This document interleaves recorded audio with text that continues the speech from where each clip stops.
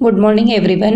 मैं Manisha Gupta, assistant professor, government GNA PG college Bhatapara.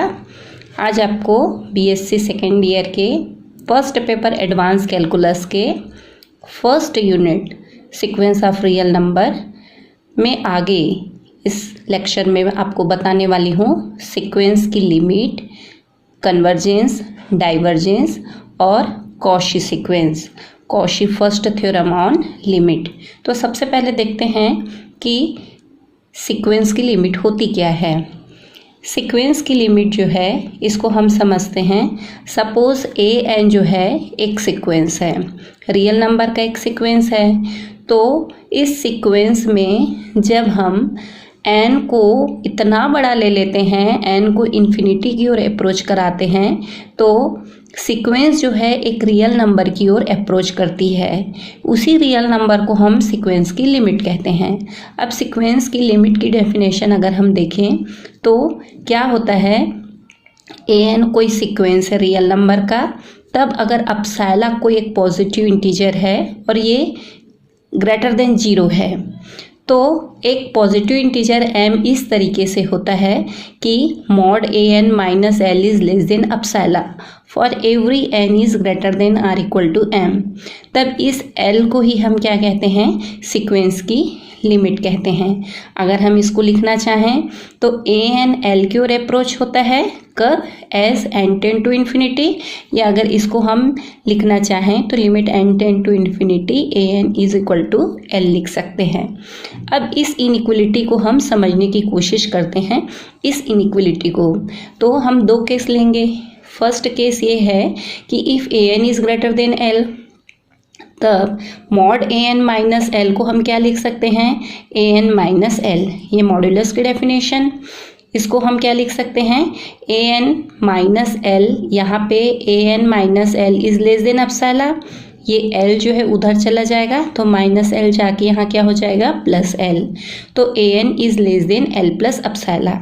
अब second case में हम लेते हैं if a n is less than L, तो ये मॉड की जो ये वैल्यू है ये minus a n minus L, that mean L minus a n हो जाएगा।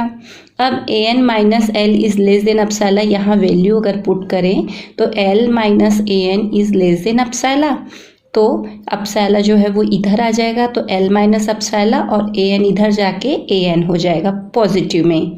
तो अगर ये सेकेंड इक्वेशन और थर्ड को अगर हम कंबाइन करके लिखें तो क्या लिख सकते हैं, L minus epsilon is less than a n is less than L plus epsilon for every n is greater than or equal to m. अब इस इनइक्वलिटी को हम समझने की कोशिश करते हैं। ए एन जो है इस open interval l minus epsilon और एल प्लस अपसाइला में बिलोंग करेगा for every n is greater than or equal to m. इसको मैंने ये रियल लाइन में भी शो करने की कोशिश की है। यहाँ देखो, a m plus 1, a m plus 2, मतलब n is greater than or equal to m। अगर n का वैल्यू m के इक्वल है तो उससे बड़े मानों के लिए सारे वैल्यूज जो है इस ओपन इंटरवल में क्या होगा, बिलोंग करेगा। लेकिन ए एम माइनस 1 तक के जो टर्म हैं इस ओपन इंटरवल से क्या करेंगे, बाहर रहेंगे।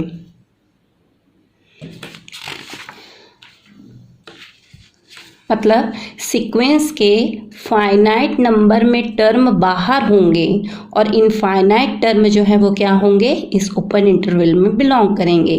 अगर इस ओपन इंटरवल में फाइनाइट टर्म बिलोंग करते हैं और इनफाइनाइट टर्म ओपन इंटरवल के बाहर हैं, तब एल जो है इस सीक्वेंस की लिमिट नहीं होगी। अब देखते हैं एक एग्जाम्पल और इसको समझते हैं। द लिमिट ऑफ सीक्वेंस ये दिया है 1/n, इसकी लिमिट जो है ये 0 है, ये हमको शो करना है।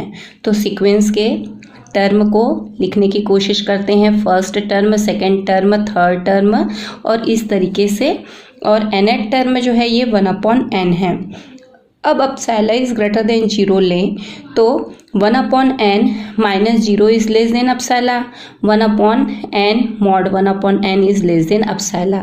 अब ये अपसाइला का वैल्यू हम चूज़ करते हैं। सपोज मैंने चूज़ किया 1/10, तो 1/n इज लेस देन 1/10। अब ये किस कंडीशन में ये सेटिस्फाई होगा? अगर सीक्वेंस का फर्स्ट टर्म अगर हम लें तो mod 1 जो है वो 1/10 से लेस नहीं होगा। उसी तरीके से सेकेंड टर्म अगर लें तो 1/2 डज नॉट लेस देन 1/10, और इसी तरीके से 1/10 मतलब सीक्वेंस के 10th टर्म तक ये सेटिस्फाई नहीं होगा कंडीशन।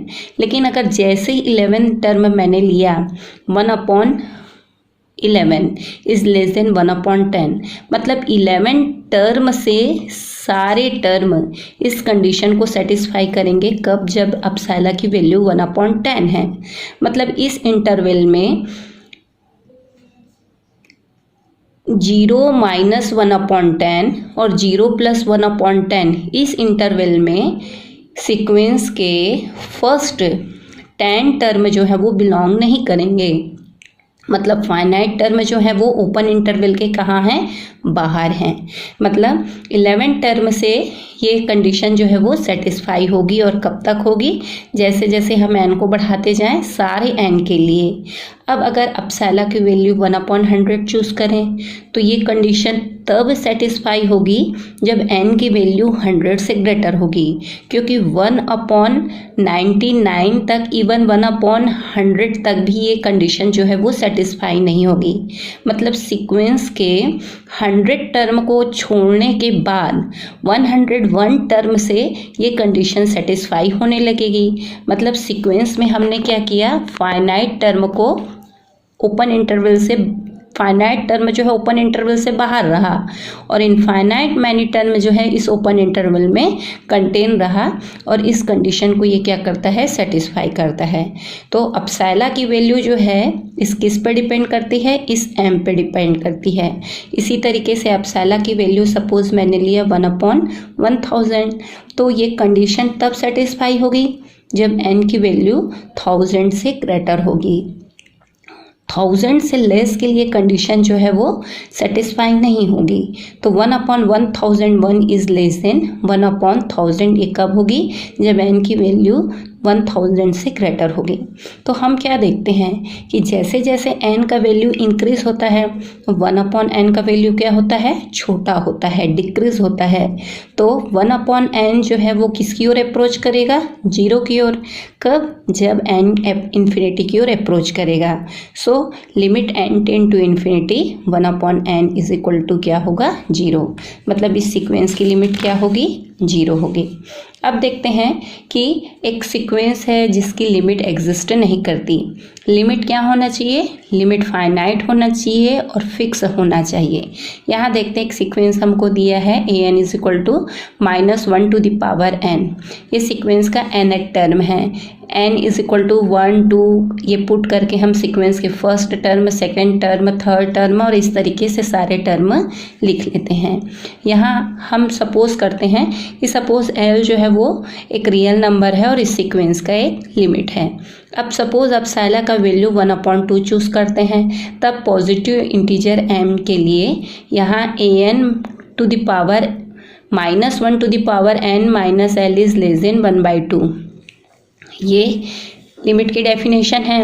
अब n जो है अगर इवन हो तो -1 का पावर अगर इवन नंबर हो तो ये क्या हो जाएगा? +1, तो 1 - l इज लेस देन 1/2।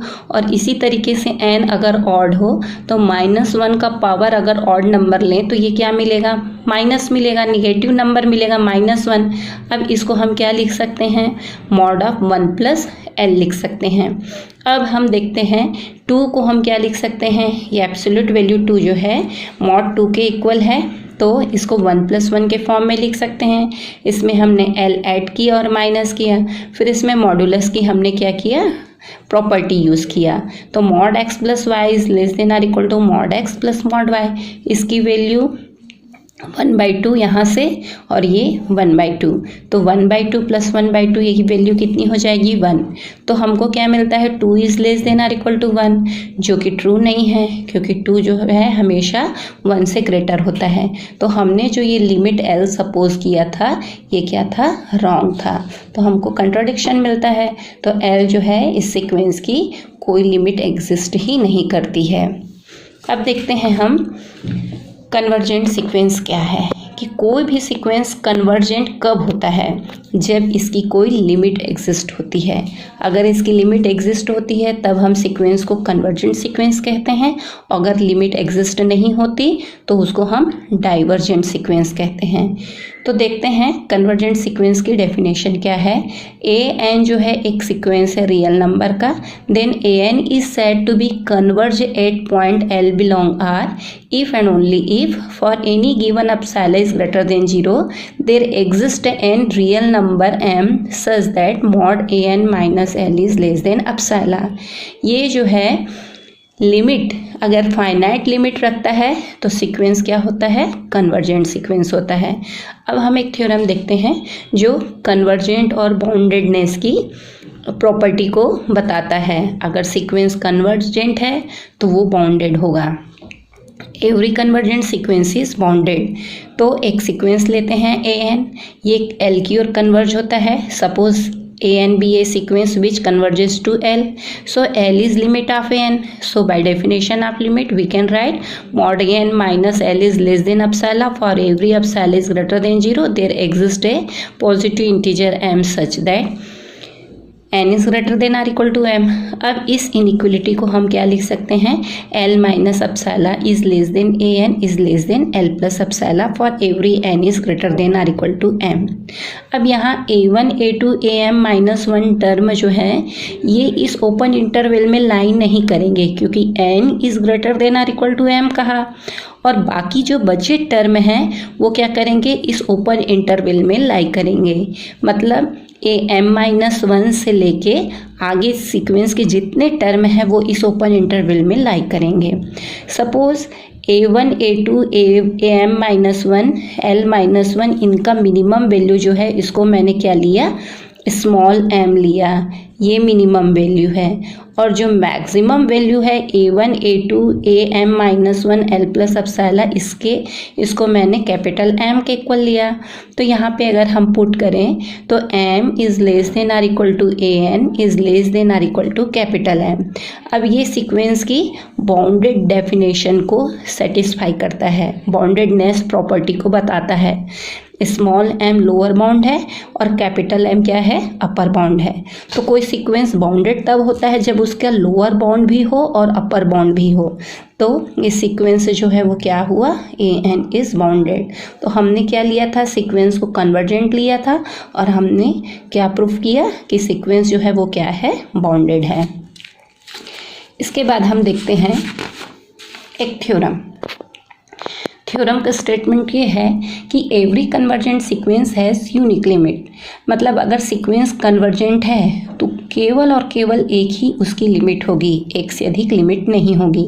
तो इसको हम कंट्राडिक्शन मेथड से प्रूव करते हैं। हम क्या सपोज करते हैं कि सीक्वेंस की एक नहीं बल्कि 2 लिमिट है। तो let an be a sequence of real number. अगर पॉसिबल हो तो an की 2 लिमिट L1 और L2 है और दोनों क्या है, डिस्टिंक्ट हैं। तो अगर दोनों डिस्टिंक्ट है तो उनका डिफरेंस कोई ना कोई वैल्यू हमको मिलेगा, उनके डिफरेंस का कोई ना कोई वैल्यू हमको मिलेगा। तो सपोज हम लेते हैं कि epsilon is equal to 1/2 mod of L1 minus L2। अब हम ये कहते हैं कि mod L1 minus L2 is greater than 0। वो होगा ही क्योंकि L1 और L2 क्या है, डिस्टिंक्ट है, और उनके डिफरेंस का मॉड अगर हम लें तो ऑब्वियसली ये क्या होगा, पॉजिटिव वैल्यू होगा। अब अपसाइला इज ग्रेटर देन 0 के लिए कन्वर्जेंट की डेफिनेशन हम अप्लाई करते हैं। तो सीक्वेंस ए एन अगर L1 की ओर कन्वर्ज होता है तो एक पॉजिटिव इंटीजर M1 ऐसा होगा कि mod a n minus L1 is less than epsilon by 2 for every n is greater than or equal to M1। इसी तरीके से ए एन अगर L2 की ओर कन्वर्ज होता है तो एक M2 पॉजिटिव इंटीजर इस तरीके से होगा कि mod a n minus L2 is less than epsilon by 2। अब मैक्सिमम ऑफ M1 और M2 जो है उसमें जो बड़ा है उसको हम ले लेते हैं M के इक्वल। तो mod a n minus L1 is less than epsilon by 2 for every n is greater than or equal to M। ये इक्वेशन 2 जो है वो ऐसा कन्वर्ट हो जाएगा। इक्वेशन 3 को हम क्या लिख सकते हैं, mod a n minus L2 is less than epsilon by 2 for every n is greater than or equal to M। अब हम देखते हैं मॉड L1 माइनस L2, इसमें हमने ए एन ऐड किया है ये और ये सब्सट्रैक्ट किया है। अब इसमें हम क्या करते हैं, मॉडुलस की डेफिनेशन अप्लाई करते हैं। तो mod L1 minus a n plus mod a n minus L2, ये इक्वलिटी जो है वो क्या हो जाएगा, less than or equal to में कन्वर्ट हो जाएगा। इसकी वैल्यू अपसाइला बाई 2 यहाँ से और इसकी वैल्यू जो है अपसाइला बाई 2 ये पुट किया, ये लेस देन अपसाइला। लेकिन L1 minus L2 is less than epsilon ये हमको मिला, लेकिन हम यहाँ क्या देखते हैं कि अपसाइला जो है mod L1 minus L2 upon 2 के इक्वल है। मतलब ये क्या कर रहा है, कंट्राडिक्ट कर रहा है ना। तो ए एन जो है दो लिमिट L1 और L2 की ओर कन्वर्ज नहीं होगा, बल्कि ए एन की क्या है, केवल और केवल एक ही लिमिट है। मतलब L1 और L2 हमने जो सपोज किया था डिफरेंट है, वो डिफरेंट नहीं है, डिस्टिंक्ट नहीं है, बल्कि क्या है, एक ही है। अब देखते हैं डाइवर्जेंट सीक्वेंस क्या है। अब हम देखते हैं डाइवर्जेंस ऑफ सीक्वेंस। सीक्वेंस कब डाइवर्जेंस होता है, सीक्वेंस को डाइवर्जेंट सीक्वेंस कब कहते हैं, अगर सीक्वेंस किसी फाइनाइट लिमिट की ओर कन्वर्ज न करे तब हम सीक्वेंस को डाइवर्जेंट सीक्वेंस कहते हैं। तो ये प्लस इन्फिनिटी की ओर भी डाइवर्ज हो सकता है और माइनस इन्फिनिटी की ओर भी। तो a sequence a n is said to divergence to plus infinity if given a real number k, however large, there exists a positive integer m depending on k such that an is greater than k। अगर sequence an जो है वो उसका nth term अगर k से greater है for every n is greater than m, तब n को इन्फिनिटी की ओर जब हम अप्रोच कराते हैं तो सीक्वेंस इन्फिनिटी की ओर अप्रोच करता है। इसका एक एग्जांपल है, ये एक सीक्वेंस है जिसका nth टर्म n है, तो n टेंड टू इन्फिनिटी अगर लें तो सीक्वेंस किसकी ओर अप्रोच होगा, प्लस इन्फिनिटी की ओर। अब एक sequence is set to divergence to minus infinity कब होगा, if a n is less than k. ये a n is less than k, तब एन को इन्फिनिटी की ओर अप्रोच कराएं तो ए एन जो है वो माइनस इन्फिनिटी की ओर अप्रोच करेगा। इसका एक एग्जांपल है माइनस एन, एक सीक्वेंस है एन टेंड टू इन्फिनिटी लें तो ये किसकी ओर अप्रोच होगा, माइनस इन्फिनिटी की ओर। अब सीक्वेंस जो है ना तो कन्वर्जेंट हो ना डाइवर्जेंट हो, ना तो फाइनाइट नंबर की ओर अप्रोच हो और न ही इन्फिनिटी की ओर अप्रोच हो, तब हम उस सीक्वेंस को ऑक्सिलेटरी सीक्वेंस कहते हैं। तो अगर ऑक्सिलेटरी सीक्वेंस की डेफिनेशन देखें तो if a sequence a neither convergence to a finite number nor divergence to plus infinity और minus infinity, then the sequence is called an oscillatory sequence. तो ये भी दो प्रकार के होते हैं, एक फाइनाइटली ऑक्सिलेटरी सीक्वेंस और दूसरा इनफाइनाइटली ऑक्सिलेटरी सीक्वेंस। तो देखते हैं सबसे पहले फाइनाइटली ऑक्सिलेटरी सीक्वेंस क्या है। तो a bounded sequence, finitely oscillatory sequence के लिए बाउंडेड सीक्वेंस होना जरूरी है। तो a bounded sequence which does not converges to any limit, any finite number is said to be finitely auxiliary sequence। तो ये मैंने एक सीक्वेंस लिया है -1 to the power n। अगर n को हमने इवन नंबर लिया तो n tend to infinity approach कराए तो a to n is equal to ये कितना मिला 1। n को अगर ऑड नंबर लें, n को इन्फिनिटी की ओर अप्रोच कराएं तो ये क्या मिलेगा, -1।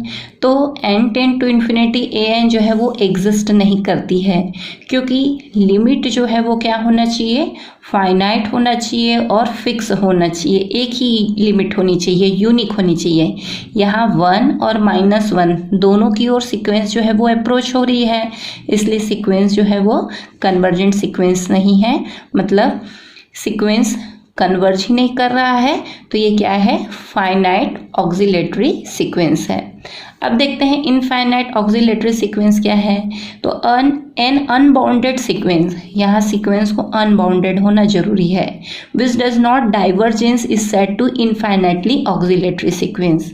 ये मैंने एक सीक्वेंस लिया हुआ है -1 to the power n into n।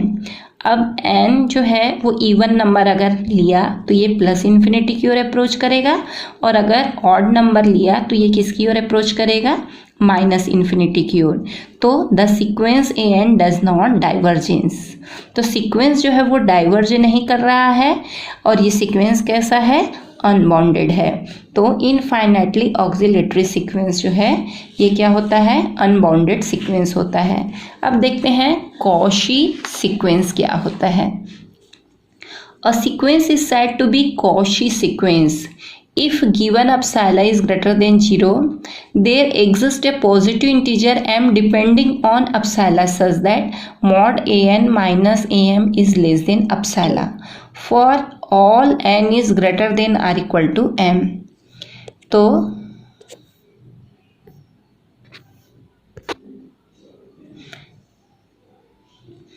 मतलब अगर कोई पॉजिटिव इंटीजर m है, उनसे बड़े मानों के लिए सीक्वेंस के nth टर्म और mth टर्म का अगर डिफरेंस लिया जाए तो ये क्या होगा, अपसाला से हमेशा छोटा होगा। कॉशी सीक्वेंस को हम इस तरीके से भी डिफाइन कर सकते हैं। A sequence an is said to be Cauchy sequence if given epsilon is greater than 0, there exist a positive integer m depending on epsilon such that mod of a m plus p minus an is less than epsilon. मतलब अगर m plus p term और nth term का difference लें, जहाँ n एक natural number है और p जो है वो भी एक पॉजिटिव नेचुरल नंबर है, तब इनका जो डिफरेंस है वो क्या होना चाहिए, अपसाला से छोटा होना चाहिए। या कॉशी सीक्वेंस को इस तरीके से भी हम डिफाइन कर सकते हैं कि a sequence an is said to Cauchy sequence if given epsilon is greater than 0, there exist a positive integer m such that mod of ap minus aq is less than epsilon for every pq is greater than और equal to m। किसी positive integer m से बड़े integer p और q के लिए अगर उनके pth term और qth टर्म का डिफरेंस ले तो ये क्या हो, अपसाला से लेस हो। अब एक एग्जांपल लेते हैं, कॉशी सीक्वेंस है कि नहीं ये चेक करते हैं। तो show that -1 to the power n upon n is Cauchy sequence. हम अपसाला जो है चूज करते हैं जो 0 से ग्रेटर है और n is greater than m। nth term -1 to the power n upon n और mth टर्म को -1 to the power m upon m लिख सकते हैं। अब जो है ये मॉडुलस की डेफिनेशन से इज लेस देन और equal to -1 to the power n upon n plus minus mod of -1 to the power m upon m। इसको हम क्या लिख सकते हैं, 1 अपॉन n, ये 1 अपॉन m। ये जो है ये हमारा 1, चूँकि हमने क्या कहा कि n is greater than m, तो 1 upon n is less then 1 upon m होगा। तो 1 upon n plus 1 upon m is less then 1 upon m plus 1 upon m। ये दोनों जो है वो जुड़ के 2/m हो जाएगा। 2/m is less than epsilon. तो given epsilon is greater than 0 के लिए हमने m कैसा चूज किया, m जो है 2/अपसाला से अगर ग्रेटर वैल्यू होगा तब मॉड an माइनस am जो है वो लेस देन अपसाला होगा। मतलब ये गिवन सीक्वेंस जो है वो क्या है, कॉशी सीक्वेंस है। अब देखते हैं हम एक और एग्जाम्पल देखते हैं।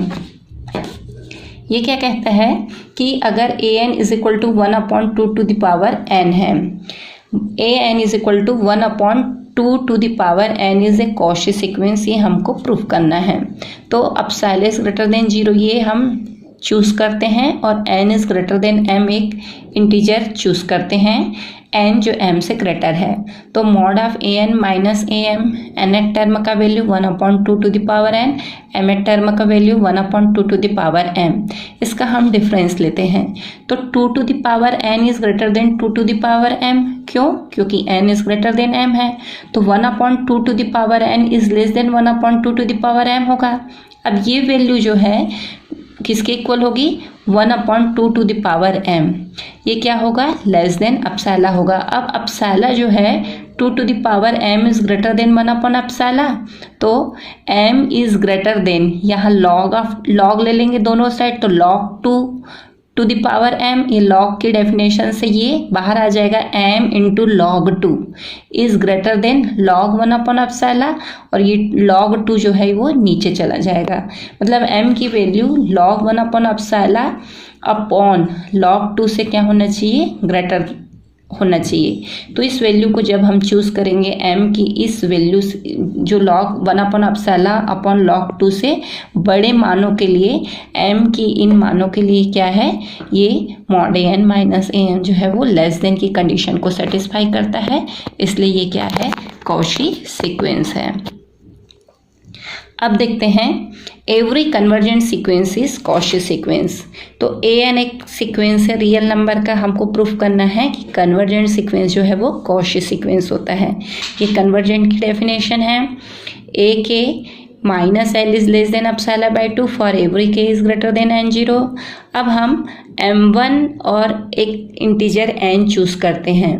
तो am minus L is less than epsilon and an minus L is less than epsilon by 2। अगर हम m और n दो इंटीजर चूज करते हैं जो n0 से ग्रेटर है, तो ये कन्वर्जेंट की डेफिनेशन को सेटिस्फाई करेगा। अब हम लेते हैं mod a m minus a n, तो इसमें माइनस एल और प्लस एल ये ऐड भी करते हैं और सब्सट्रैक्ट भी करते हैं, और ये मॉड्यूलस की डेफिनेशन ट्रायंगल इनइक्वलिटी, यहाँ अपसाला बाई 2 अपसाला बाई 2 ये आता है अपसाला। तो mod a m minus a n is less than epsilon, so a n is Cauchy sequence. अब देखते हैं Cauchy first theorem on limit. Cauchy का फर्स्ट थ्योरम, इस थ्योरम से हम सीक्वेंस की लिमिट फाइंड कर सकते हैं। ये लिमिट फाइंड करने के लिए थ्योरम है, if a n is a sequence of real number and when n approaches infinity a n approaches l then n tend to infinity limit a1 plus a2 plus an upon n is equal to l। मतलब अगर n tend to infinity an is equal to l है, तो limit n tend to infinity a1 plus a2 plus an upon n भी किसकी ओर approach होगा? l की ओर अप्रोच होगा। तो इस थ्योरम को प्रूव करने के लिए हम क्या करेंगे? एक सीक्वेंस कंस्ट्रक्ट करेंगे। सपोज मैंने एक bn सीक्वेंस कंस्ट्रक्ट किया है और एक ऐसा है bn is equal to an minus l. तो ये माइनस एल इधर चला जाएगा, तो an इज इक्वल टू क्या हो जाएगा? l plus bn। अब अगर मैं इसमें लिमिट लूँ तो लेफ्ट हैंड साइड में n टेंड टू इन्फिनिटी ये हो जाएगा an, और राइट हैंड साइड में इसमें लिमिट अप्लाई होगा। इसकी वैल्यू l ये गिवन है, यहाँ भी l है, तो ये l उधर चला जाएगा, तो कितना मिलेगा? 0। तो limit n tend to infinity bn is equal to क्या है? 0। अब a1 plus a2 plus an upon n को हम लेते हैं, तो a1 की वैल्यू देखो an is equal to l plus bn है, तो a1 की वैल्यू क्या होगी? l plus b1। इसी तरीके से a2 की वैल्यू कितनी होगी? l plus b2। तो इन वैल्यूज़ को हमने यहाँ पुट किया है। अब l n टाइम्स है, तो इसको मैंने सेपरेट किया है, और यहाँ b1 plus b2 plus bn इसको मैंने अलग किया है। अब n को इसमें भी डिवाइड करते हैं और इसमें भी डिवाइड करते हैं, तो l plus l nth term तक upon n, b1 plus b2 plus bn upon n। ये l कितने टर्म तक है? nth टर्म तक है, तो ये जो है l into n upon n, ये n कैंसिल हो जाएगा, b1 plus b2 plus bn upon n। अब हम इसमें अगर लिमिट अप्लाई करें, limit n tend to infinity, तो ये हो जाएगा l plus limit n tend to infinity b1 plus b2 plus bn upon n। अब इसको प्रूफ करने के लिए हमको सिर्फ ये प्रूफ करना पड़ेगा कि limit n tend to infinity b1 plus b2 plus bn upon n is equal to 0, है ना। और ये n tend to infinity bn is equal to 0 ये हमने लिया हुआ है, ये हमको गिवन है। अब bn जो है वो कन्वर्जेंट सीक्वेंस है और किसकी ओर कन्वर्ज करता है, 0 की ओर। यहाँ से तो ये डेफिनेशन हम अप्लाई करेंगे। Epsilon is greater than 0, there exist a positive integer m such that mod bn minus 0 is less than epsilon by 2 for every n is greater than or equal to m। अब चूंकि bn convergent sequence है इसलिए ये bounded sequence है, तो bounded की definition से एक पॉजिटिव नंबर एक रियल नंबर के ऐसा होगा कि mod bn is less than or equal to k होगा। अब हम लिखते हैं mod of b1 plus b2 minus plus bn minus 0 और ये अपॉन n, है ना। मतलब mod of b1 plus b2 plus bn upon n minus 0, इसको हम लिखते हैं। अब n जो है वो क्या है, m से ग्रेटर है, तो यहाँ पे हम mth टर्म bm प्लस 1 और ऐड कर देते हैं, है ना। तो ये क्या हो जाएगा, less than or equal to b1 mod of b1 plus b2 plus bm upon n, और ये m प्लस 1th टर्म से nth टर्म को हमने सेपरेट कर दिया है। इसको अगर हम लिखें तो mod b1 plus mod b2 plus mod bm upon n, इसको mod bm plus 1 plus mod bm plus 2 plus mod bn। अब यहाँ से हम देखें तो ये क्या है, ये है मॉड जो है b1 plus mod b2 plus mod bm, ये k इसकी वैल्यू k है, इसकी वैल्यू ये कितने टाइम्स है, m टाइम्स तक है। इसकी वैल्यू क्या है, एप्सिलॉन बाई 2 है। ये mod n is greater than m के लिए ये क्या है, मॉड bn जो है वो लेस देन एप्सिलॉन बाई 2 है, तो ये एप्सिलॉन बाई 2 कितने टर्म तक, n माइनस m टर्म तक। अब हम इसको लिख सकते हैं m इंटू के अपॉन n, और इसको लिखेंगे n minus m term into epsilon by 2 upon n, ये है ही। अब n minus m upon n को इसको हम देखते हैं तो इसको हम लिख सकते हैं n by n minus m by n, ये 1 हो जाएगा। तो 1 minus m by n is less then 1, क्यों होगा, क्योंकि n जो है वो m से greater than or equal to है, इसलिए इसकी वैल्यू क्या होगी, 1 से छोटी होगी। अब इसको हम लिखेंगे m के upon n plus epsilon by 2। इसके बाद हम देखते हैं m1 एक पॉजिटिव इंटीजर हम लेते हैं इस तरीके से कि m1 is greater than 2m के अपॉन एप्सिलॉन, सो m के upon n is less than epsilon by 2, तो n is greater than or equal to m1। अब m और m1 में जो मैक्सिमम वैल्यू है उससे भी ग्रेटर वैल्यू हम n लेते हैं, तो mod of b1 plus b2 plus bn upon n is less than or equal to epsilon by 2। Equation 5th में ये पुट किया प्लस एप्सिलॉन बाई 2, ये क्या मिला हमको, एप्सिलॉन मिला। तो ये क्या इम्प्लाइज करता है कि limit n tend to infinity b1 plus b2 plus bn upon n is equal to 0, मतलब इसकी लिमिट कितनी है, 0 है। अगर n को इन्फिनिटी की ओर अप्रोच करें तो ये पूरा सीक्वेंस जो है वो किसकी ओर अप्रोच करेगा, 0 की ओर। तो हमने क्या प्रूफ कर दिया कि limit n tend to infinity a1 plus a2 plus an upon n जो है वो किसकी ओर कन्वर्ज करता है, l की ओर। यही कॉशी का फर्स्ट थ्योरम था। अब कॉशी का फर्स्ट थ्योरम जो है, क्या इसका कन्वर्स ट्रू है, तो इसका कन्वर्स जो है वो ट्रू नहीं है। तो इसको एक एग्जाम्पल से हम देखते हैं। एग्जाम्पल क्या कहता है कि एक सीक्वेंस है -1 टू द पावर n, तो a1 plus a2 plus an upon n अगर हम लेंगे तो जब n इवन नंबर होगा तो इसकी वैल्यू कितनी आएगी, 0, और जब n ऑड होगा तो इसकी वैल्यू कितनी आएगी, -1 बाई n। अब दोनों केस में अगर लिमिट अप्लाई करें n टेंड टू इन्फिनिटी तो क्या मिलेगा, 0 मिलेगा। लेकिन जब n tend to infinity an लें तब जब n इवन है तब इसकी वैल्यू कितनी मिलेगी, 1। ये किसकी ओर अप्रोच करेगा, 1। और अगर n ऑड है तब ये किसकी ओर अप्रोच करेगा, -1। तो इसकी लिमिट जो है इस कंडीशन में क्या है, एग्जिस्ट नहीं है। इसलिए कॉशी का जो फर्स्ट थ्योरम है लिमिट पे, उसका कन्वर्स जो है वो एग्जिस्ट नहीं करता। अब देखते हैं कॉशी के फर्स्ट थ्योरम ऑन लिमिट पे एक question. Show that limit n tend to infinity 1 upon root n square plus 1 plus 1 upon root n square plus 2 up to 1 upon n square plus n root is equal to 1, ये हमको show करना है। अब यहाँ पे अगर Cauchy के first principal को अगर हम अप्लाई करें तो यहाँ पे a1 plus a2 plus an upon n होना चाहिए।